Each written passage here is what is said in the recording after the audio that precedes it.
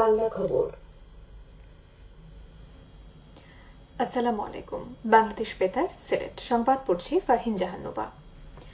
বস্ত্র ও পাট মন্ত্রণালয়ের মন্ত্রী জাহাঙ্গীর কবির নানম বলেছেন, আওয়ামী লীগ সরকার জনগণের সরকার। এ সরকার দেশের মানুষের মুখে হাসি ফোটানোর চেষ্টা করে যাচ্ছে।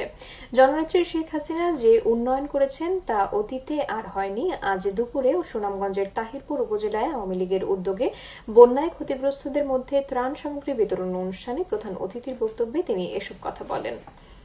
তিনি আরো বলেন, বিএনপির নেতারা ত্রাণ না দিয়ে বলছে বন্যার্থদের বস্তা ভর্তি ত্রাণ দিচ্ছে। এসব মিথ্যা। বন্যার্থ মানুষ বিএনপির কোনো ত্রাণ পায়নি। তারা এদেশের বিরুদ্ধে ষড়যন্ত্র করে দেশকে ধ্বংস করতে চায়। সরকারের উকুন বাছাই তাদের কাজ। হাজার কোটি টাকা লুটপাট করে লন্ডনে পালিয়ে আছে বিএনপির বড় নেতা। আমেরিকার গোয়েন্দা সংস্থা দেশ থেকে টাকা পাচারের সাক্ষী দিয়ে সেই মামলার সাজা হয়েছে। লন্ডনে বসে আরামায়েশের জীবনযাপন করে দেশের ষড়যন্ত্র করে যাচ্ছে তারা। সুনামগঞ্জের তাহিরপুর উপজেলায় আওয়ামী লীগের সভাপতি আবুল হোসেনের সভাপতিত্বে অনুষ্ঠানে বক্তব্য রাখেন ত্রাণ ও সমাজ কল্যাণ বিষয়ক সম্পাদক আমিনুল ইসলাম আমিন, সুনামগঞ্জ ১ আসনের সংসদ সদস্য অ্যাডভোকেট রঞ্জিত সরকার, কেন্দ্রীয় আওয়ামী লীগের সদস্য আজিজুজ্জামান ডন, জেলা আওয়ামী লীগের সভাপতি নুরুল হুদা মুকুট, সাধারণ সম্পাদক নোমান বক্ত পলিন প্রমুখ। সিলেটের বন্যা পরিস্থিতিতে আরও উন্নতি হয়েছে। পানি নেমেছে ধীর গতিতে। নিম্নাঞ্চলে এখনো মানুষ পানিবন্দী রয়েছে। সুরমা ও কুশিয়ারা নদীর পানি 4টি পয়েন্টে বিপদসীমার উপরে প্রবাহিত হচ্ছে। সরকারি বেসরকারি উদ্যোগে বন্যা কবলিত এলাকায় ত্রাণ তৎপরতা অব্যাহত আছে। বন্যার সার্বিক পরিস্থিতি পর্যবেক্ষণের জন্য জেলা প্রশাসকের কার্যালয় এবং উপজেলা নির্বাহী অফিসারের কার্যালয়গুলোতে স্থাপিত কন্ট্রোল রুমে কার্যক্রম চালু রয়েছে।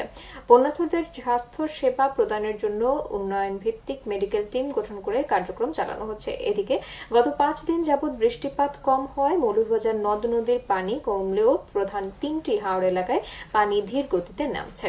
ফলে এসব এলাকায় প্রায় 2 লাখ লোক এখনো পানিবন্দী। সরকারি বেসরকারি উদ্যোগে বন্যার্থদের মধ্যে ত্রাণ সামগ্রী বিতরণ অব্যাহত রয়েছে। জেলা প্রশাসক ড উর্মি বিনতে সালাম জানান, জেলার 7টি উপজেলায় ও 5টি পৌরসভায় এ পর্যন্ত 901 মেট্রিক টন চাল, নগদ 12,50,000 টাকা, 1,70,000 প্যাকেট শিশু খাদ্য, 1,70,000 প্যাকেট গোখাদ্য, 4,000 প্যাকেট শুকনা খাবার এবং 12,000 প্যাকেট রান্না করা খাবার বিতরণ করা হয়েছে।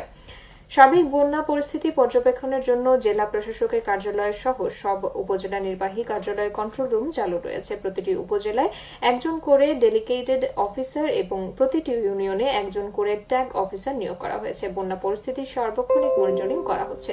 এদিকে বড়লেখা পৌরসভার মেয়র আবুল ইমাম মোহাম্মদ কামরান আহমদ আজ সকালে পৌর এলাকার বন্যার্থদের মধ্যে 2,000 প্যাকেট রান্না করা খাবার, 500 প্যাকেট শুকনো খাবার এবং 100 প্যাকেট শিশু খাদ্য বিতরণ করেন। এ সময় পৌর কাউন্সিলর সহ সংশ্লিষ্ট কর্মকর্তাগণ উপস্থিত ছিলেন। এদিকে হবিগঞ্জের বন্যা পরিস্থিতি অপরিবর্তিত রয়েছে, তবে বৃষ্টিপাত না হওয়াতে কুশিয়ারা ও কালনী নদীর পানি নামতে শুরু করেছে। জেলা প্রশাসনের পক্ষ থেকে বন্যার্থদের মধ্যে চাল ও শুকনো খাবার বিতরণ করা হচ্ছে। মৌলভীবাজারের সদর ও কুলাউড়া উপজেলার 2টি ইউনিয়ন পরিষদে 2024-25 অর্থবছরের উন্মুক্ত বাজেট ঘোষণা করা হয়েছে। আজ সকালে সদর উপজেলার নাজিরাবাদ ইউনিয়ন পরিষদের সভাকক্ষে এক সুধী সমাবেশে বাজেট ঘোষণা করেন ইউনিয়ন পরিষদ চেয়ারম্যান আশরাফ উদ্দিন আহমদ। এতে প্রধান অতিথি ছিলেন উপজেলা পরিষদ চেয়ারম্যান মোহাম্মদ কামাল হোসেন। বাজেটে আয় ধরা হয়েছে প্রায় 4,29 লাখ টাকা এবং ব্যয় ধরা হয়েছে প্রায় 4,20 লাখ টাকা। উদ্ধৃত দেখানো হয়েছে 9 লাখ টাকা। অপরদিকে কুলাউড়া উপজেলায় কৃত্রিম ভাষা ইউনিয়ন পরিষদের সভাকক্ষে এক সুধী সমাবেশে বাজেট ঘোষণা করেন ইউনিয়ন পরিষদ চেয়ারম্যান মোহাম্মদ জমিউর রহমান চৌধুরী। এতে প্রধান অতিথি ছিলেন উপজেলা পরিষদ চেয়ারম্যান ফজলুল হক খান। বাজেটে আয় ধরা হয়েছে প্রায় 4,63 লাখ টাকা এবং ব্যয় ধরা হয়েছে প্রায় 4,58 লাখ টাকা। উদ্ধৃত দেখানো হয়েছে 5 লাখ টাকা।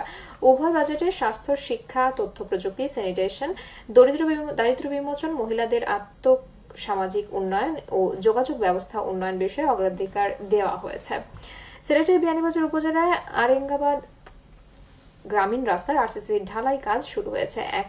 এই কাজের উদ্বোধন করেন মধিউরা ইউনিয়ন পরিষদের চেয়ারম্যান মোহাম্মদ আমান উদ্দিন।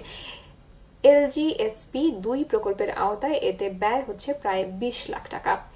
বন্যার্থদের মধ্যে প্রধানমন্ত্রী শেখ হাসিনা পক্ষ থেকে 300 পরিবারে 10 কেজি করে জিআর চাল বিতরণ করা হয়েছে মৌলভীবাজার কোমরগঞ্জ উপজেলার মাধবপুর ইউনিয়নে। আজ দুপুরে মাধবপুর ইউনিয়ন পরিষদ প্রাঙ্গণে মাধবপুর ইউনিয়ন পরিষদের চেয়ারম্যান মোহাম্মদ আসিদ আলীর সভাপতিত্বে এতে প্রধান অতিথি ছিলেন কোমরগঞ্জ উপজেলা পরিষদ নবনির্বাচিত চেয়ারম্যান মোহাম্মদ ইমতিয়াজ আহমেদ বুলবুল। এতে স্থানীয় জনপ্রতিনিধি সহ সরকারি কর্মকর্তারাও উপস্থিত ছিলেন।